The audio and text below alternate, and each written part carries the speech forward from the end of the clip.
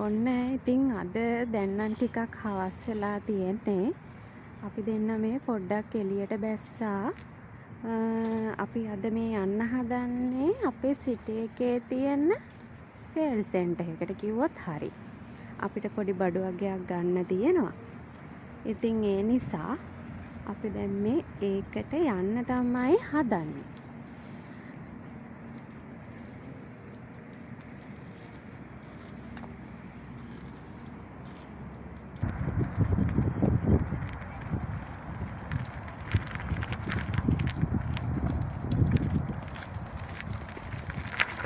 අපි දැන් මේ යන ගමන් තමයි ඉන්නේ. ඔයාලා දකින්න ඇති නේද? අර පොඩි ළමයි දෙන්නෙක් අම්මා කෙනෙක් එක්කන් යනවා බයිසිකල් පදින්න පුරුදු වෙන්න. ඉතින් මෙහෙ පොඩි ළමයින්ට එයාලා පොඩි කාලේ ඉඳන්ම එයාලගේ වැඩ තනියෙන් කරගන්න පුරුදු කරනවා. ඉතින් ඒ අම්මලා තාත්තලා ඒ ළමයි ඒ කරන දේවල් දිහා බලාගෙන ඉන්නවා. එයාලා කොහොම හරි ඒක කරනකම්. ඉතින් ඒ ළමයින්ට කවදාවත් බනින්නේ ගහන්න යන්නේ නැහැ මෙහෙදී. එයාලා ඒ දේ වැරදි හරි මොනම හරි වැඩක් කරනකොට ඒ අම්මලා තාත්තලා පැත්තකට වෙලා ඒ ළමයා ඒ දේ කරනකම් බලන් ඉන්නවා. කලබල කරන්නේ නැහැ. එතකොට ඒ ළමයාත් තනියෙන් කොහොම හරි වැරදි හරි තමන්ගේ වැඩ ටික කරගන්න පුරුදු වෙනවා පොඩි කාලේ ඉඳන්ම.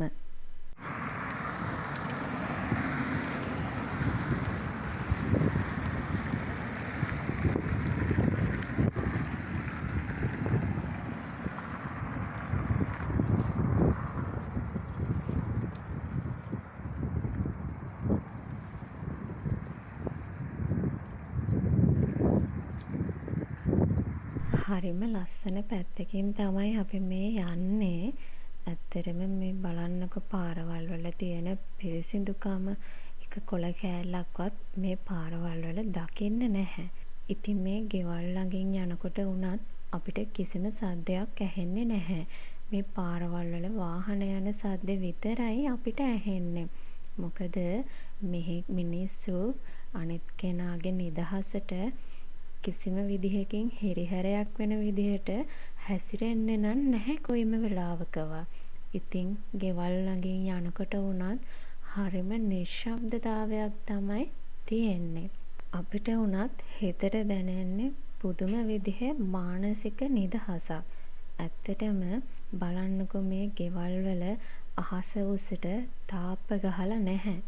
එයාලා ඒ වැටක් වුණත් ගහන්නේ ඒ ගෙදරට ලස්සනක් එන්න මිසක එයාලට ආරක්ෂාවට නෙවෙයි. මොකද ආරක්ෂාව අතින් ලෝකයේ අංක 1 රටක් තමයි මේ ෆින්ලන්තය කියන්නේ. මෙහි මිනිස්සු අතර තරඟයක් නැහැ. තවත් කෙනෙක්ව වටලා තවත් කෙනෙක් ඉස්සරහට යන්න ඕනේ කියලා කිසිම කෙනෙක්ගේ එහෙම හැඟීමක්වත් නැහැ. ඉතින් එයාලා හරිම සතුටින් තමයි එයාලගේ ජීවිතේ තියෙන දේවල් වලින් සෑහීමට පත් වෙනවා වගේම එයාලා කරන රස්සාවල් ඒ දේවල් හරියට කරගෙන එයාලා හරිම සතුටින් තමන්ගේ පවුලේ අයත් එක්ක ජීවිතේ විඳිනවා අපිට නිතරම දකින්න පුළුවන්.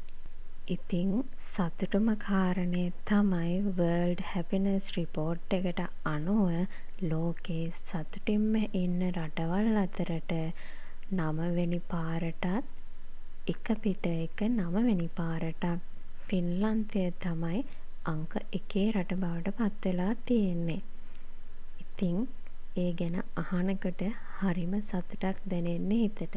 ඉතින් මේ සතුටින්ම ඉන්න රට ෆින්ලන්තය කියලා කියන්නේ ඇත්තටම මිනිස්සු මේ පාරේ යනකොට hina වෙවි යන එක නෙමෙයි. මේකට බලපාන ගොඩාක් හේතු තියෙනවා. ඉතින් මේ ෆින්ලන්තයේ මිනිස්සුන්ට අවශ්‍ය වෙලාවට රජයෙන් සහ සමාජයෙන් උදව් හම්බෙනවා. ඉතින් ඒ වගේම රජයට පොලිසියට ඒ පද්ධතිවලට මිනිස්සුන්ට තියෙන විශ්වාසය වැඩි. ඒ කියන්නේ දූෂණය අඩුයි. පොලිසියේ වුණත් උස් පහත් ભેදයකින් තොරව සල්ලි තියෙන කෙනාට එක විදිහක්, සල්ලි නැති කෙනාට තව විදිහක්. එහෙම සලකන්නේ නැහැ. ඒ කියන්නේ අපි කියන්නේ අර පගාව දෙනවා කියලා. ඒ විදිහට මෙහි පොලිසිය දේශපාලනයටවත් සල්ලි තියෙන ඒ අයටවත් නැමෙන්නේ නැහැ. එයාලා හරි කෙලින් තීරණ ගන්නවා. ඉතින් මිනිස්සුන්ට ඒ ගැන තියෙන්නේ ලොකු විශ්වාසයක්. ඉතින් තව තියෙනවා අධ්‍යාපනය, සෞඛ්‍ය ගොඩක් වෙලාවට නොමිලේ ලැබෙනවා. එතකොට එහෙම නැත්නම් සහනදායි මිලට තමයි ඒව ලැබෙන්නේ. ඒ වගේම රැකියා ජීවිතය, පෞද්ගලික ජීවිතය ඒ දෙකම සමාන වැදගත්කමකින් සලකනවා. ඒ කියන්නේ රැකියාවක් කරනකොට වුණත් එයාලට කියන්නේ නිවාඩු ලැබෙනවා. එතකොට අර work life balance එක කියන දේ මෙහි අංක 1ටම ක්‍රියාත්මක වෙනවා. ඒ කියන්නේ 8-5 නම් රස්සාව.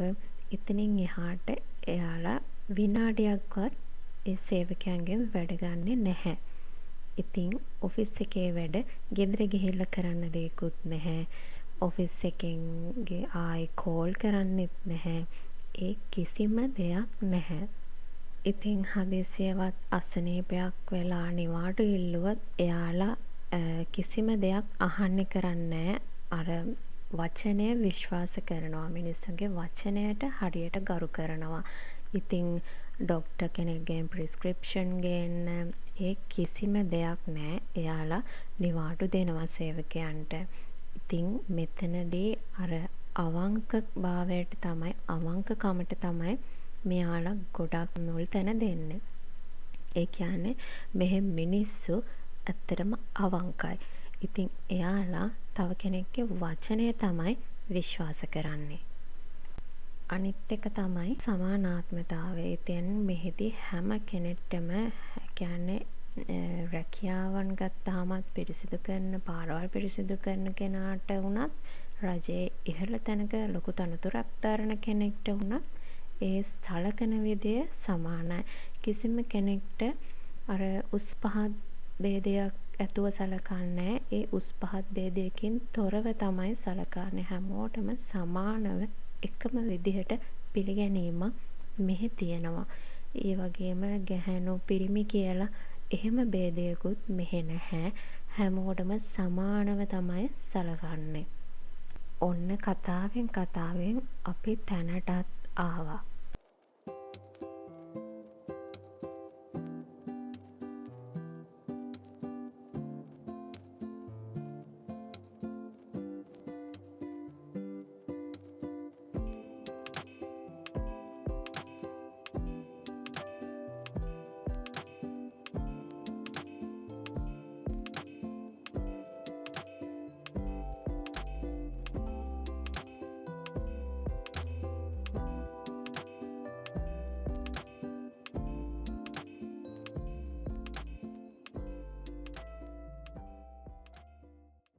ඇත්තටම මේ සේල්ස් සෙන්ටර් එක ගැන ගත්තොත් මෙතනදී අපිට තොග විදිහට ගන්නත් පුළුවන්. එහෙම නැත්නම් අපිට අවශ්‍ය කරන දේ විතරක් ගන්නත් පුළුවන්. අනිත් සුපර් මාකට් වලට වඩා මෙතන මේ ගොඩක් දේවල් හරිම ලාභයි. මෙතන අපිට ඕනි කරන හැම දේම තියෙනවා. අපි සාමාන්‍යයෙන් ගාබේජ් බෑග් ගන්නෙත් මෙතනින්. මෙතන ගණන් අඩුයි වගේම ඕනි කරන හැම සයිස් එකෙන්ම මෙතන ගාබේජ් බෑග් තියෙනවා. කියන්නේ අපිට ඕන සයිස් එකෙන් අපිට ඒව ගන්න පුළුවන්. ඒ සයිසස් එයාලා ගහලා තියෙනවා. ඉතින් මේ විදිහට කම්ෆෝර්ට්ස් ඒ වගේම මේ ඩිෂ් වොෂ් අයිටම් හැම එකක්ම මෙතන තියෙනවා. එක එක ගණන් වලින් වගේම එක එක සුවඳවල් වලින්, එක එක බ්‍රෑන්ඩ් වලින් ඕනම විදිහකට මෙතනින් ගන්න පුළුවන්. මෙතන තියෙන්නේ ඇත්තටම එක සුවඳින් තියෙන කැන්ඩල්ස් ಜಾති. හරිම සුවඳයි ඇත්තටම මේ සෙක්ෂන් එක නම් අපිට පුළුවන් ඕනම විදිහකට කැමති සුවඳකින් තෝරලා ගන්න. ඒ වගේම එක එක අර ගෙවල් වල ලස්සනට එල්ලන ලයිට්ස් ජාතිත් මෙතන තියෙනවා. මෙහි ගොඩක් ප්‍රසිද්ධයි මේ වගේ දේවල් වලට. හැම ගෙදරකම වගේ මේ වගේ ලස්සනට තියෙන ලයිට් එහෙම නැත්තම් කැන්ඩල්ස් අපිට දැක ගන්න පුළුවන්. ඉතින් කතාව අතර මගදී නවත්තන්න වුණානේ. ෆින්ලන්තය සතුටින්ම ඉන්න රටවල් වලින් අංක 1 ගන්න තව වැදගත්ම හේතුව තමයි ආරක්ෂාව. ආරක්ෂාව කියලා කියන්නේ ගෑනු ළමෙක්ට වුණත් කාට වුණත් පාන්දර වුණත් කොච්චර රෑ වුණත් ඒ වගේම කැලෑ පාරකින් වුණත් කොහොම වුණත් තනියෙන් එන්න කිසිම බයක් වෙන්න දෙයක් නැහැ මෙහි. ඒ ආරක්ෂාව අතින් අංක 1. ඉතින් ඒ වගේම අපරාධ අඩුයි. අපරාධ නැති තරම් කිව්වොත් හරි. ඉතින් මෙන්න මේ වගේ තව කාරණා ගොඩාක් තියෙනවා ෆින්ලන්තය අංක 1 වෙන්න.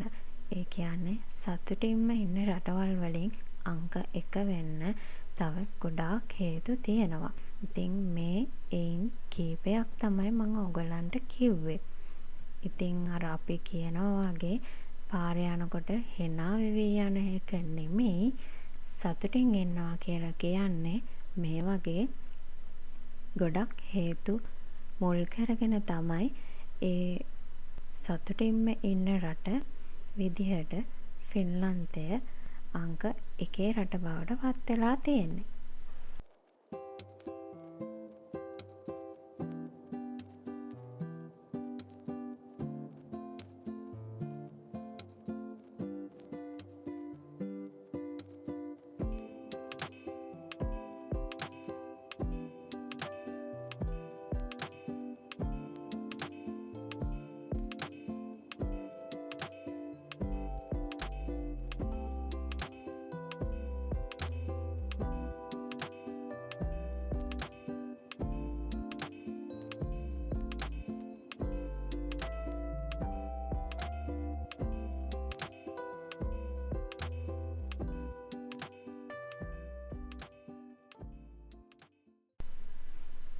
ඉතින් මං කලින් කියලා තියෙනවා මේ ෆින්ලන්තයේ අත්කම් නිර්මාණවලට ගොඩාක් ප්‍රසිද්ධයි කියලා. ඉතින් මෙතන තියෙනවා ඒ අත්කම් නිර්මාණ කරන්න ඕනි කරන බඩු හැමදේම. වූල් ජාති, එතකොට ඒකට ඕනි කරන ඒ ඉන්දි කටු ජාති, ඒ හැමදේම මෙතනින් ගන්න පුළුවන් ගොඩක් සාධාරණ මිලකට.